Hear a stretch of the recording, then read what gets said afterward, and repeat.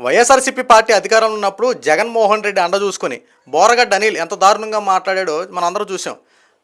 నాకు అరగంట టైం ఇస్తే చంద్రబాబు నాయుడిని నారా లోకేష్ని వెతికి మరీ చంపేస్తా, తలలు తీసుకొచ్చి జగన్మోహన్ రెడ్డి దగ్గర పడేస్తా, జగన్మోహన్ రెడ్డి చిట్టికేసి ఇలా చెప్తే చాలు అని చెప్పి విస్తృత స్థాయిలో వ్యాఖ్యలు చేశాడు బోరగడ్డ అనిల్. బోరగడ్డ అనిల్ పరిస్థితి ఏమైంది? ఇప్పుడు జైల్లో ఊసలు లెక్కెడతా ఉన్నాడు. అంతేకాకుండా మహిళలను ఉద్దేశించి చాలా దారుణంగా మాట్లాడేవాడు. ముఖ్యంగా పవన్ కళ్యాణ్ గారి గురించి, వాళ్ళ ఇంట్లో ఆడవాళ్ళ గురించి ఎంత అసభ్యకరంగా మాట్లాడాడంటే అవి మాటల్లో చెప్పాల్సినటువంటి రీతి కాదు. అంటే అంత దారుణంగా మాట్లాడాడు. అలాంటి బోరగడ్డ అనిల్ ఈ రోజున 30 కేజీలు తగ్గాడట. అతను చెప్పేటువంటి మాటలే. అంటే జైల్లో బోరగడ్డ అనిల్ పరిస్థితి ఏ రకంగా ఉందో ఒకసారి ఊహించుకోండి. ఎంత బలంగా దృఢంగా ఉండేటువంటి బోరగడ్డ అనే పరిస్థితి ఈ రోజున ఏ స్థితికి వచ్చిందో ఒకసారి ఆలోచించండి. అంటే ఇక్కడ ఆలోచించాల్సింది ఏంటంటే, మనకి రాజ్యాంగం కల్పించినటువంటి హక్కు భావ ప్రకటనపు హక్కు. ఏదైనా నువ్వు ఓట్లు వేసుకొని గెలిపించుకున్నటువంటి ప్రభుత్వం ఏదైనా అన్న మాట ప్రకారం నీకు నెరవేర్చకపోతే, ఏదైనా పథకం ఇస్తానని చెప్పి ఇవ్వకపోతే, చేస్తానని అభివృద్ధి పని చేయకపోతే ప్రశ్నించు, తప్పులేదు. ఎందుకంటే ప్రశ్నించే హక్కు నీకు ఉంది. ఏ రకంగా ప్రశ్నించాలి? సంబంధిత ఏదైతే సమస్య ఉందో ఆ సమస్య పట్ల ప్రశ్నించు. అంతే తప్ప రాజకీయాల్లో ఉన్నాం, రాజకీయ ముసుగులో మాట్లాడుతున్నాం అని చెప్పి వ్యక్తిగత విషయాల గురించి, ఇంట్లో ఆడవాళ్ళ గురించి అసభ్యకర పోస్టులు పెట్టడాలు, వీటి గురించి ఎవరు ఉపేక్షిస్తారు? ఇప్పుడు నీ పనేది నువ్వు చేసుకుంటూ వెళ్ళు, ప్రశ్నించు, ఎంతకన్నా దారుణంగా ప్రశ్నించు. అయ్యా చంద్రబాబు నాయుడు గారు ఏం చేస్తానో చేయలేదేంటండి, పవన్ కళ్యాణ్ గారు ఎందుకు మీరు ఆ మాట ఇచ్చుకుని తప్పుకున్నారని చెప్పి పక్కా సాక్ష్యాధారాలతో ప్రశ్నించు. అంతే తప్ప ఇంట్లో ఆడవాళ్ళు ఏం చేశారు, వాళ్ళ ఇంట్లో ఉన్నటువంటి తల్లిలా భావించేటువంటి వాళ్ళు ఏం చేశారు, ఎందుకు సార్ ఇలా ఇబ్బంది పెట్టే మాటలు మాట్లాడి ఈ రోజున మీ ప్రాణం మీద తెచ్చుకునే పరిస్థితులు తెచ్చుకుంటారు? మీ వల్ల మీ కుటుంబ సభ్యులు ఎంత బాధపడుతున్నారో సరే చూడండి. ఈ మధ్యకాలంలో ఎవరికి బెయిల్ వచ్చినా సరే ఈ బోరగడ్డ అనిల్ మాత్రం బెయిల్ వచ్చే ప్రసక్తి అయితే లేదు. ఎందుకంటే అంత దారుణమైన వ్యాఖ్యలు చేశాడు. అంటే అతని మీద క్రిమినల్ యాక్టివిటీస్ ఎంత ఉన్నాయో సరే చూడండి. కొన్ని చోట్ల అనేక రకాల కేసులు ఫైల్ అయ్యాయి. ఇలాంటి బోరగడ్డ అనిల్ పరిస్థితి ఏం చూడండి. ఇప్పుడు రీసెంట్గా వాళ్ళ తల్లికి బాగోలేదని చెప్పి బెయిల్ మీద బయటకు వచ్చి హైకోర్టు ఫేక్ డాక్యుమెంట్లు సృష్టించి ఎంత దారుణంగా వ్యవహరించాడో చూసాం.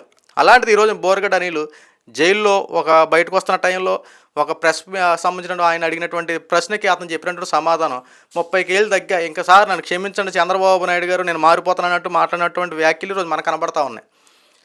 ఒక్కసారి వాస్తవాలు తెలుసుకోండి. కూటమి ప్రభుత్వం ఎవరిని దౌర్జన్యంగా అరెస్ట్ చేయట్లా, ఇది కావాలని చెప్పి కక్షపూరిత రాజకీయాలు చేయట్లా. తప్పు చేసిన వాడిని చట్టపరంగా శిక్షిస్తూ ఉన్నారు. అది టీడీపీ వాడైనా, జనసేన వాడైనా, లేదా బీజేపీ అయినా ఎవరైనా సరే. రీసెంట్గా చూడండి, చేబ్రోలు కిరణ్ పరిస్థితి ఏంటి? వైఎస్ భారతి గారి మీద అసభ్యకర మాటలు మాట్లాడాడు.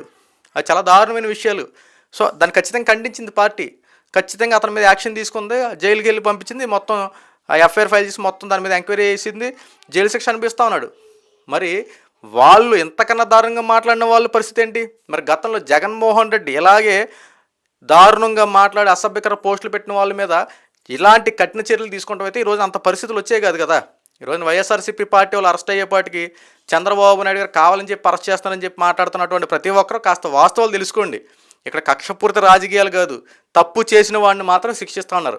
రాజకీయాల గురించి మాట్లాడండి సార్, పథకాల గురించి మాట్లాడండి, అభివృద్ధి గురించి మాట్లాడండి, అన్న మాట ప్రకారం చేయకపోతే దాని మీద నిలదీయండి, ప్రభుత్వాన్ని ప్రశ్నించండి.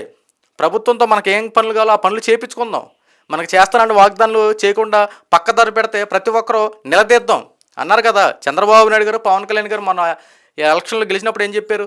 తప్పు చేస్తే, చేసిన పని చేయకపోతే, అన్న మాట ప్రకారం నిలబెట్టుకోకపోతే కాలర్ పెట్టుకొని అడగండి అని చెప్పి అన్నారు కదా. అడుగుదాం, కాలర్ పెట్టుకొని కూడా అడుగుదాం. కానీ ఏంటంటే ముందు నువ్వు ప్రశ్నించే విధానం తెలుసుకో, నువ్వు మాట్లాడే విధానం తెలుసుకో, ఎలా మాట్లాడాలి, ఏం చేయాలి, ఆ విషయం గురించి మాట్లాడు. అంతే తప్ప రాజకీయాల గురించి ఇంట్లో లాక్కు రావడం, అసభ్యకర పోస్టులు పెట్టడం ఇది కరెక్ట్ కాదు. ఈ రోజున బోరగడ్డ అనిల్ పరిస్థితి రేపన్న రోజున మీకు ఎవరికి కలగకూడదంటే కాస్త ఆలోచించండి.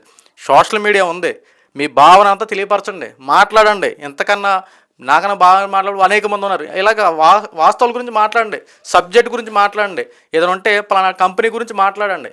కామెంట్స్ కింద నచ్చినవాడు ఒక రకంగా పెడతాడు, నచ్చినవాడు ఇంకోలా పెడతాడు, కామన్గా అటు ఇటు ఉన్నవాడు ఒకలాగా పెడతాడు.